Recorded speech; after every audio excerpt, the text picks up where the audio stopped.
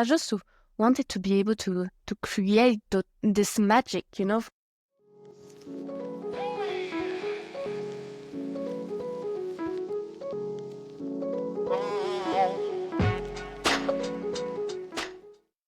Hi and welcome to How I Became a Perfumer podcast. In each episode, we're exploring the different roles in the flavor and fragrance industry, as well as talk to founders of the independent projects. My name is Tanya Mironova. I'm a career coach dedicated to helping you sniff out the best opportunities and inspiring you to create your own projects. Please welcome our guest, Solène Cauvin Wirz, an oral care flavorist at Givaudan, currently based in the UK. With her Franco-Swiss background, she holds master's degrees in chemistry and in fragrance, flavor, and cosmetics. Her impressive career includes roles at Chanel in Paris, Robertet in Grasse, and Eurofragrance in Barcelona. Beyond the lab, she also enjoys the rhythms of bachata dancing. Solène, you're welcome. Hello, Tanya, and thank you very much for having me. We will start, as always, from where it all began. Do you have maybe any particular stories or any moment in your childhood when you discovered flavor and fragrance industry? Or you were like, I have no idea what's that, but I will just do my degree in chemistry and we'll see where it goes? No, so from a very young age, I was very, very interested in fragrances and smells and different tastes. And I can, for example, remember that when my mom was traveling for a week, so she was leaving home, she used to give my sister and I one of her scarves with her scent so that we could, still smell her perfume while she was away. And I think at that moment I didn't realize or why it would be so comforting for me. But now looking backwards, I can understand and I see the power of scent, to our well-being, our moods, how it can transport us in different spaces or times.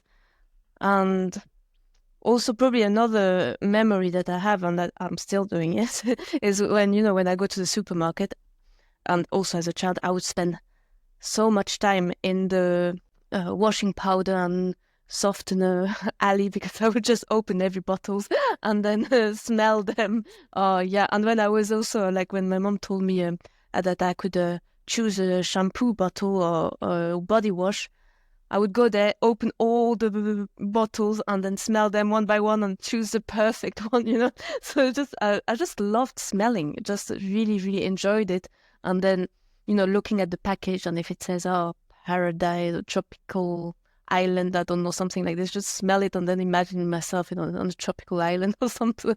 But it's just it's very powerful, I guess.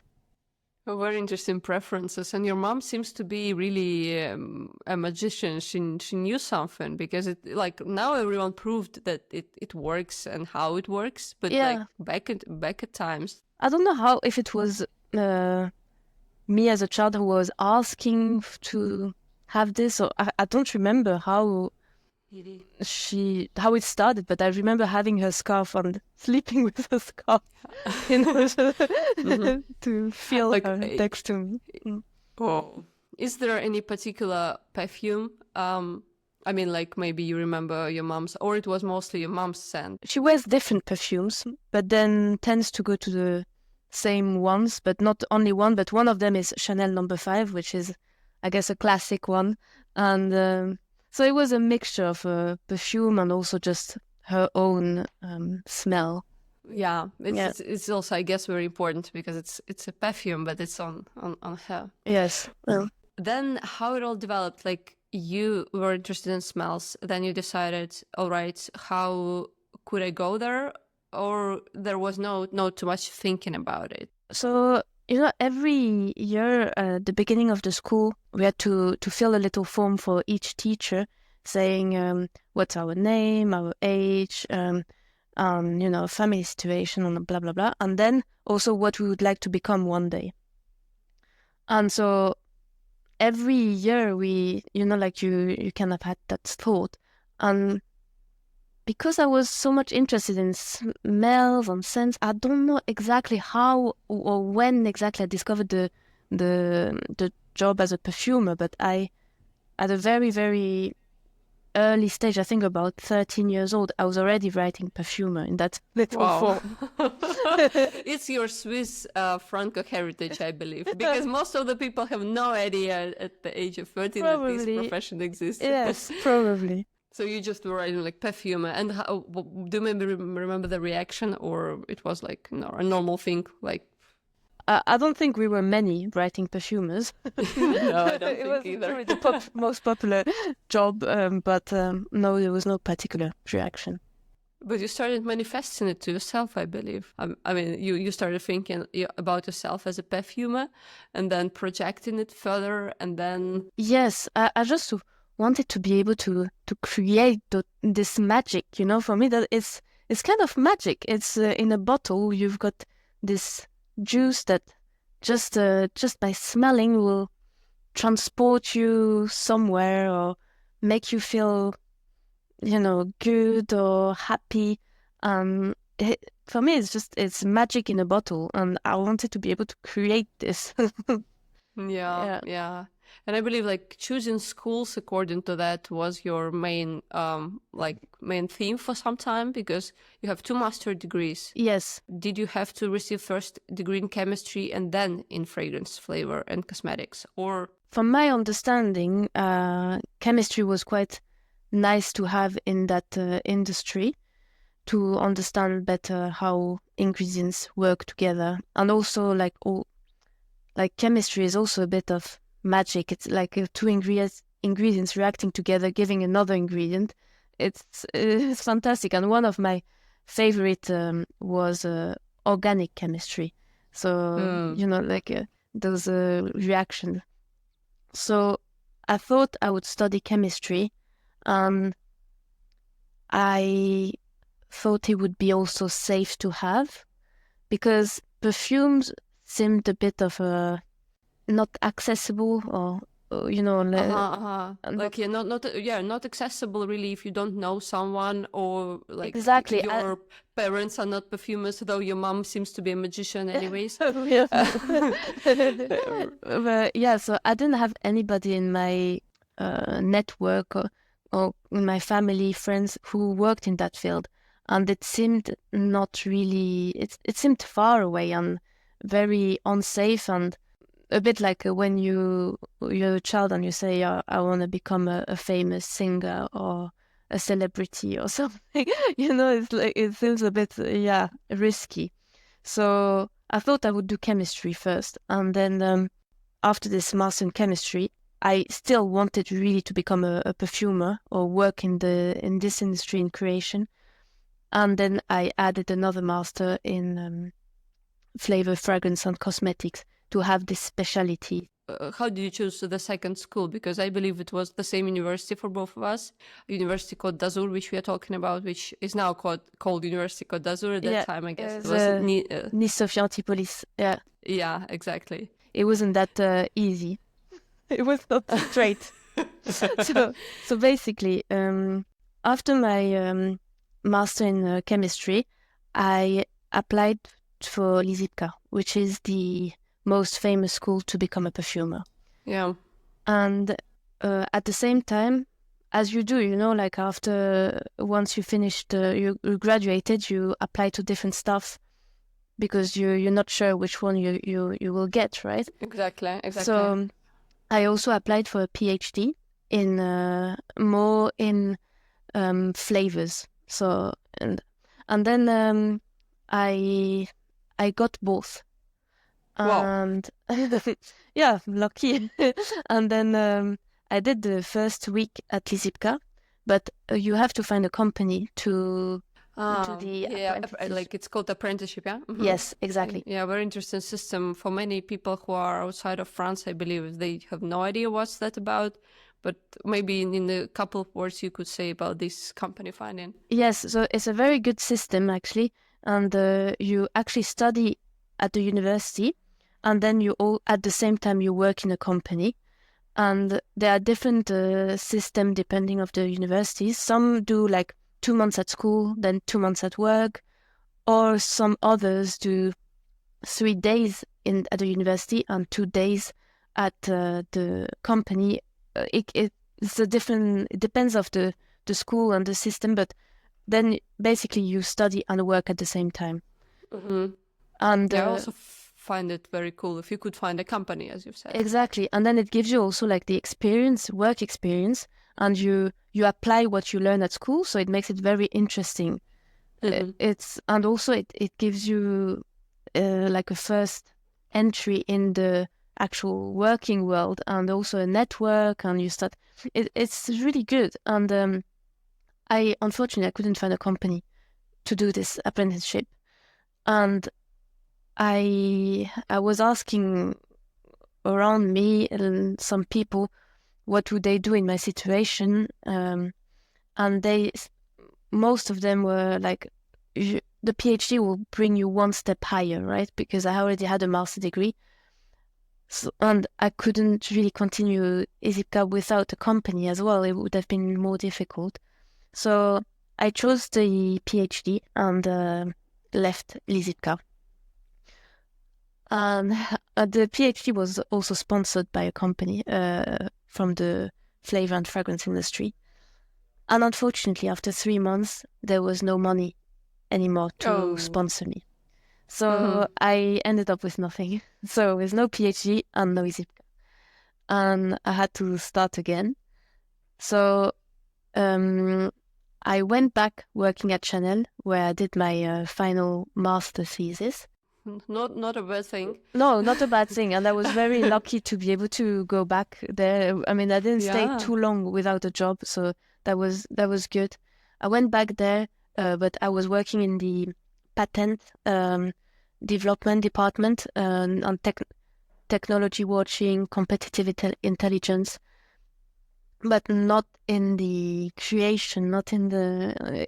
And I would have loved to, of course. I would have loved to work at Chanel in the creation side, but I wasn't. So I was still looking how to get that creative part in my CV and also make more network. And yeah, so I then found out that there was another master degree called Master Focal at the university, the one you just mentioned before.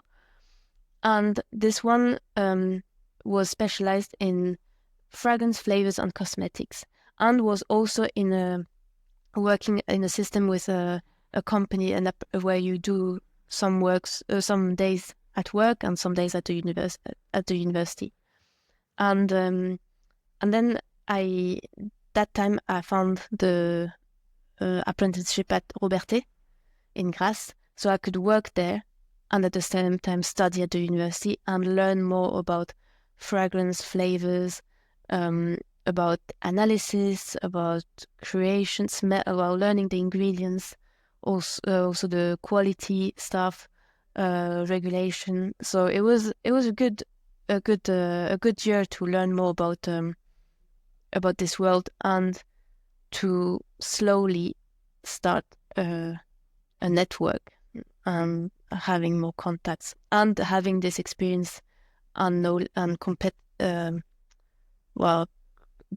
creation part in my in your CV. Yeah. You know, I'm very happy that we brought this all up, and thank you for saying all these details, because some people think that when I network here a little bit, and I also say that, you know, the fragrance industry is very competitive. Yes. And people are like, okay, so like other industries are also very competitive, and not too many people share all the details of how they got where they got, if they are still in the industry. And I'm very thankful you said all that. And the second thing which I want to point out right now and highlight it is that you said networking. You said networking in each of these scenarios, and yes, that you really prioritize it very high. You really need to work hard to build your network. Yes, to know some people, to be able to give you this, just being able to that someone reads your CV, or someone just gives you a chance. Just reading the CV is already quite a step. Yeah. All right. So you came through the most difficult part. You started creative experience. How did you find yourself? Maybe I'm just jumping ahead in Shanghai. There was a few steps in the middle. Right?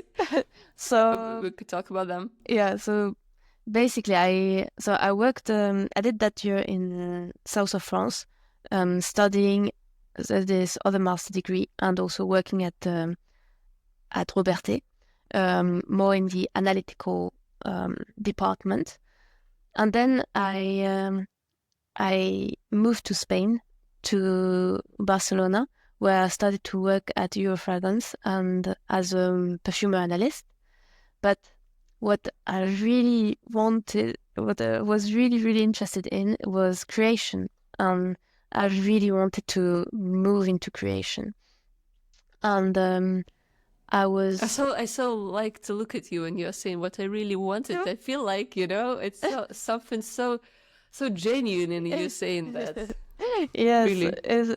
it's really what I love, honestly. And then I applied to different roles, and one of them was the Oral Care Flavorist trainee at Givaudan.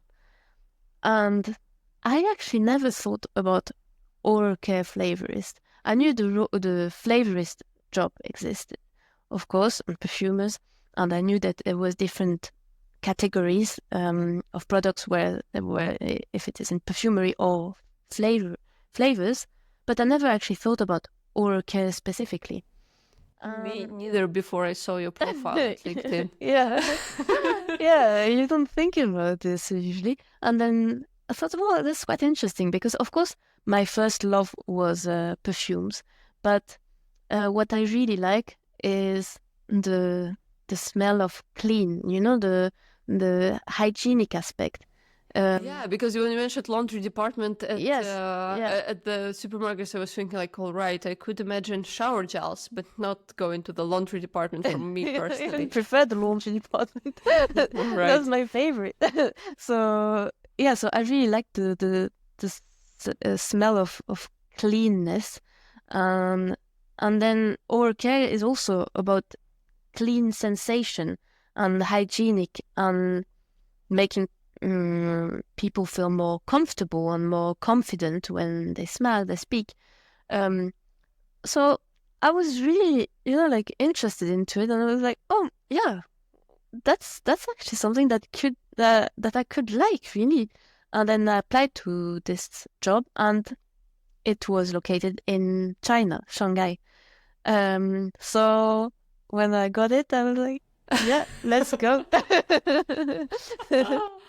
Yeah. Wow. Yeah. Wow. I mean, impressive. Did you have enough time to prepare yourself for this trip, or was it like you applied 1 month, in a few months you received the decision, and the next month you should go? Because I'm a mover, but I understand that moving to China from Europe is not the same as moving through Europe, which I did. Yes, yeah, it's quite a big step. Indeed. I had 1 weekend to make my decision about saying yes or no to the Givaudan offer. This weekend I remember very well, and it's a big decision and it's scary, of course, but at the same time it's exciting. It's an adventure. I was in my 20s, and I was like, I mean, it's a good time, to do those kind of experience. And I said yes to the offer on the Monday, and then it took a bit of time to actually move there. I would say about maybe 4 months, 5 months, well, maybe 4, because of the visa. Because it takes a bit of time to make the visa, the working visa to be able to go to China. So then I had some time to prepare and also learn more about China and what I will, how my life would be there. But then, of course, once you're there, that's when it really starts. Yeah. How did you feel yourself? Maybe you remember the first day at your new training. How many were you there? We were two. Wow, So just two. yes, one Chinese colleague, and she's still based in China now, and myself. And we met before because we both started because of that visa. Well, it took a bit of time to make the visa. We started in November in Ashford in the UK for the training actually, and then we moved to China in January. We started in January in China. But yeah, the first few weeks in China, you feel a bit lost, and like everything is completely different, and you can't read. You know, like you walk. Exactly. You look at the products and the ingredients list, and you don't understand what you are actually eating. Yeah. And then also there's no Google. No, you have to use a VPN to be able to access all those. You need to learn about how to to juggle with this, and yeah, also like what's polite, what's not polite. There are a lot of cultural differences that you need to learn, and some things that you would think is rude is actually totally normal and fine, and some other things that I would do or say and wouldn't not be perceived, like I would think it's normal, but actually it might be rude or something to someone else. So you need to learn about those cultural differences and accept those, and just try to do our best to integrate. Yeah. And for the program, did you have a lot of European colleagues who worked in China, or mostly Chinese colleagues were working at that office at that time? So mostly Chinese colleagues in the China office. However, our mentor, the training and development director, is English, and he's based in the UK in Ashford, and he would come to train us maybe 4-6 weeks in a row, and then go back to the UK, and we would continue, like smelling, tasting, working on fake briefs and all that stuff. And then we would meet again, and we'll still be in touch, of course, all the time. But and then during the summer, we usually came back to the UK, my Chinese colleague and me, and then we trained. So it was a good split, because then we could also meet the UK team. So we, because in Oral Care, our team is located in different places in the world, and most of them are in China and in the UK. So we could then meet both sides and work with both sides and learn from each flavorist, from their experience and from their region, from their customers. So it was, I think it was a good program. It was really good, made, yeah. But did you feel like you're an astronaut because you were so special to be chosen for this program? I was so happy when I got chosen. I was so honestly, I don't even have the words to describe how happy I was. I was like, after all these battles to be able to access to creation, to a creative role, I was really, really, very, very happy.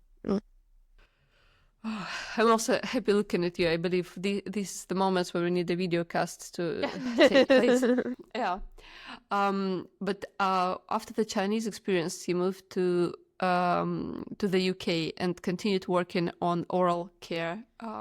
Yeah, that's when I actually started to work, because before it was a training program, so we were not actually working on real briefs. We were more like working on exercises, so fake briefs, just to put us in a situation. What would you do? How would you approach the brief? How would you answer it?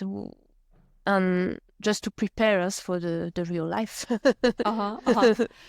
Well, and now I'm wondering how the real life briefs for the oral care look like, because like for the perfumery, sometimes you could find those in the internet. But for the oral care, like maybe listeners think, oh, like what could be the briefs? Like what could be different? And like, yeah, maybe you could say how the process looks like for you.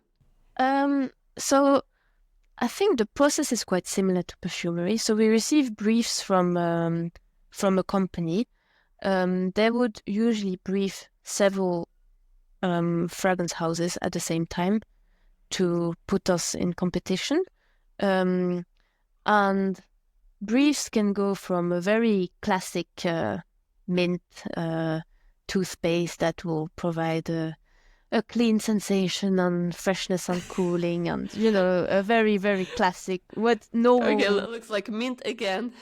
Yes, well, yeah, that's toothpaste, right? But then we can also have sometimes very surprising briefs where they want very creative notes that could go from floral or fruity, and also for adults. I mean, now it's more and more accepted to have a fruity note for adults, and especially I think Gen Z are way more open to crazy flavors, and then we would work on a brief like that. Then, of course, each brief comes with its own norms, depending of the region it is for, or sometimes specific norms for specific customers. We have to take care of the local preferences. I mean, if it's a brief for France, I wouldn't approach it the same way if it was a brief for China. Of course, we've got different local preferences, which are important. And then also sometimes we would just proactively look at the different trends at the moment and what's on the market, and then go to a customer saying, we've got this, would you be interested in having this? If we think that's a gap in the range, or we just think it would be a good addition. Well, I'm wondering, when we talk about oral care and you've mentioned toothpaste, these are also have different formats. Yes. Right now we also have tablets. We yes. have these more liquidy kind of stuff. But are there big differences for you as a flavorist to approach flavors there? Yes, and also so we've got toothpaste and also mouthwash. We've got alcoholic mouthwash, non-alcoholic mouthwash. And then toothpaste can be in different format as well, gel, paste. As you said, it can be solid or more like as the classic in a tube. So different bases. We have to adapt the flavors for each base, and the way of creating a flavor for a mouthwash compared to a toothpaste will be different. And also then the best is when the customers send us their base.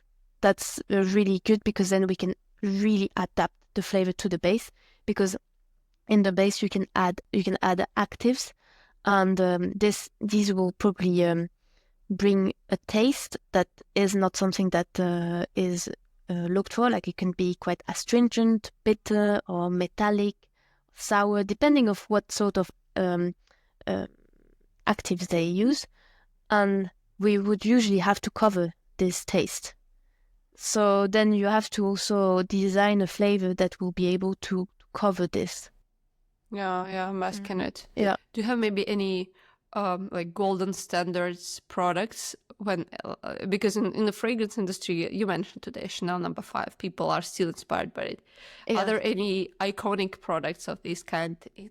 I think Colgate is a standard worldwide. Colgate is the anti-cavity classic one is a very standard, not standard, but a very classic toothpaste. The triple action, Colgate triple action, is very classic. For you personally, what are your favorite types of maybe products or applications, if there are any, or you like all the same?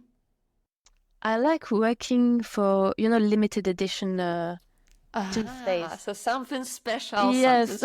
yeah. So you can be a bit more creative, a bit more, like a bit more outside of the box, because usually the client will be open to a bit more of a crazy idea, or like something a bit, just different from the usual, because it's a limited edition. And I quite like working on those ones when you can be very creative. Yeah, but I hope, and well, I really hope you have enough time for creation, or it's a lot of also paperwork at place. Not so much paperwork, but it's just that we've got a lot of briefs, and then we need to be, everyone works on a timeline, right? And we all have our deadlines, so we have to be quick. And sometimes you cannot spend, do as many trials you would like, just to try out if I increase a bit of this and decrease a bit of this and add this and why not this, and then taste all of them and check which one would be the best. You don't have time to play, let's say. Yeah. But it's a limitation for the flavor and fragrance industry, I guess. Yes, in general, for all the applications. But did you have any favorite, like very favorite taste? I'm saying taste, but no, flavor you developed. I created one of the flavor I created was a tea flavor with more tropical fruit notes as well, with like passion fruit and coconut. So it blends quite well, the green tea notes with some passion fruit and coconut. It becomes a little bit milky, I guess, and it's sweet at the same time. It's quite aromatic, and you've got this fruity notes, and the coconut is quite creamy. It's nice, and it's also compliant to one of our latest technology, mood sense. So it's compliant to mood sense relax. So it should like give you like a sense of relaxation, when you brush your teeth with this one, with this flavor. So it's one of the flavors. Sounds super cool. Yeah. I'm so upset I don't see so many products of this type on the market, to be honest, and especially on a very green eco type of toothpaste. They are mostly classical, like, okay, we have tea tree sometimes, but without any twists. Like, it's just tea tree, or it's just aloe vera, or it's just mint. Yes. Well, usually there's herbal. There's usually a eucalyptus aniseed is quite popular in Europe. That's quite a classic variant to have. But for example, teas are very popular in China, in Asia. So you can find quite easily a jasmine tea flavor, for example, on the market in China. That's lovely. Yeah, but I would love to have this tropical aspect as well from you. But I'm just I noticed when we are recording episodes with the guests that sometimes it's like in coaching, there are some overarching themes in the things they are saying, and they quite often don't notice them. But tropical thing. Did I say it very often? Not too often, no. Not too often to stop recording. No, I'm kidding. But just really feels like you do have some connection to these kind of lactonic, maybe fruity materials, because you really like them, seems so. Well, my parents lived a few years in French Guiana, which is in South America, and I went to visit them quite a few times, and I really enjoyed it. And over there I could taste a lot of different fruits that I've never actually tasted, or not as fresh as I could have had them in Europe. And maybe that experience just stayed in me, and I just want everything tropical. I hope I'm happy we discovered something. Solène, I have a question, like, again, one more professional one. As if previous you are not very professional, no. But imagine you have like young scientists, and they decided, like after this episode or previously, that they want to become flavorists, maybe particularly oral care flavorists. Are there any particular piece of advice you would give them, like to what to pay attention to while they study? Or it's still just, guys, network and study hard? What do you think? Yes, and try to get as many work experiences you can, because even, I mean, it is very hard to find a work experience, an internship, for example, in a creation lab, or I was never able to get one, but I applied many times. But even if it's not exactly where you want to be, go there, work there, because you will meet people who will be able to, help you, guide you, and you can express your willingness to work in a creative role. For example, when I worked in Spain, so I was more in the analysis department, but then that was really good. I was given the opportunity to go after my work hours to the lab, smell ingredients. And so once I finished work, I was going to the lab and smell, and just smell, everything I could, and just taking notes. And I think that really helped me then when I did the interview for Givaudan, for the role at Givaudan, there was a smelling test and tasting test. And I think that part really helped me, the fact that I spent so many hours after work. But I think, that really helps. So I would say, try to, believe in your dreams, believe in if you really want to work in that field, you will manage somehow. You will get there. So it might take some years, but it is possible. But also, try to be open to work in other departments, because they will also bring you something. It's not a lost, or you're not losing time by doing this. It's building your experience and growing your network. I really, really feel what you're saying, because today I had lunch with someone who wants to work in a specific department at a specific type of companies. And one of the things I was saying that, if it, and seems like it's already been a few years, the doors don't open to her in this direction. I was saying that you should probably approach these companies, but from a different entrance, whatever. But the thing is what you've said, you take a job which you have at hand and you develop and you progress, and maybe it will bring you there. Yes. Eventually. Though as a starting job, I believe you wanted to have perfumer trainee. Yes, 100%. That's only what I wanted. Yeah. But then you discover other things on the way, and you can always build your own, your own skills once you're in a fragrance house, or once you've done with your work.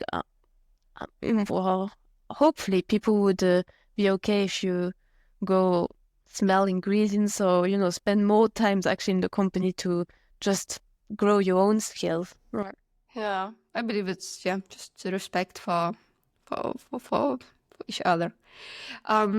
But talking about dreams, you said about following dreams. Is there any particular goal on your horizon right now?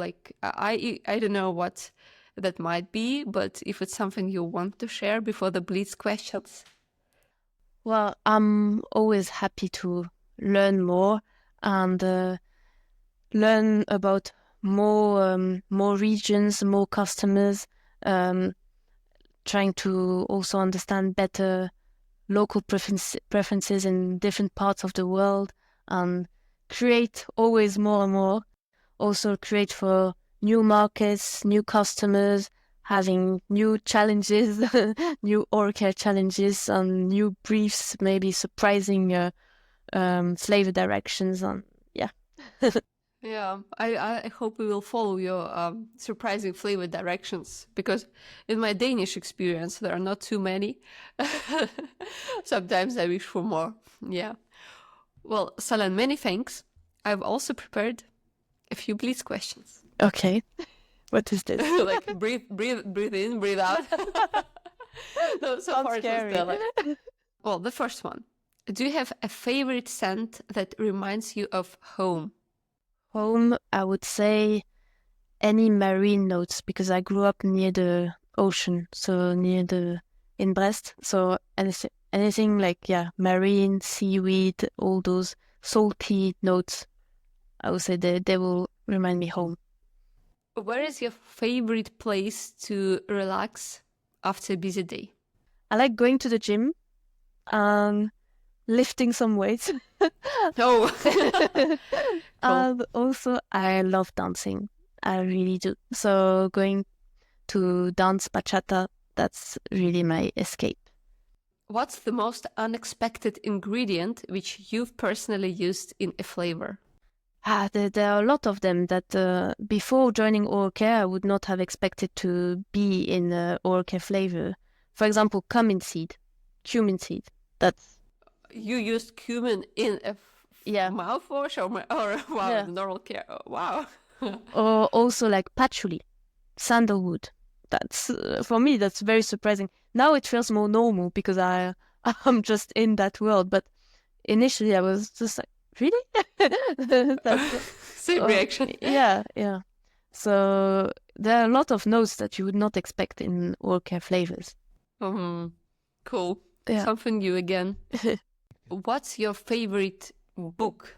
My favorite books, because they're a series of 8 books, and it's called The Seven Sisters. And I was just passionate, like obsessed with those books. I had to go through all of them. I started during COVID, and then I had to finish all of them. COVID already was gone, but Solène was still persistent. Yes, I had to read all of them. And the last one, I think, was only published last year. The last of those 8 books. I believe it Well, was I will last year. Google because I've never heard of those. But thank you for It's it. really good. It's really, really good. Yeah. I would trust highly you. recommend it. All right. So, what song always makes you want to dance when you hear it? Despacito. Well, beautiful. And well, the last question.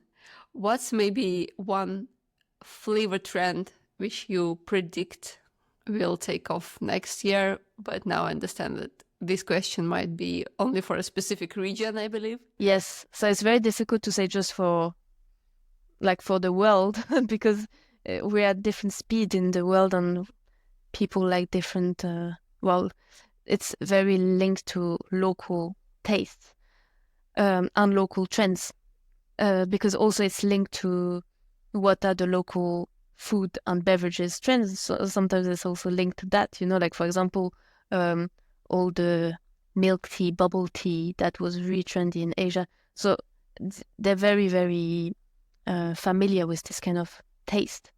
But it takes a bit of time to come to Europe. Now you can see bubble teas everywhere here. So people will be more open to buy a non-minty flavor or not just mint, maybe mint combined with something. And we'll have this sensation of cleanness and, refreshing and coolness in the mouth, even though it's not the classic mint. Yeah. Cool. I am looking forward to this one. Well, thank you, Solène. It was my pleasure and very happy to have you. Thank you very much, Tanya. It was my pleasure too.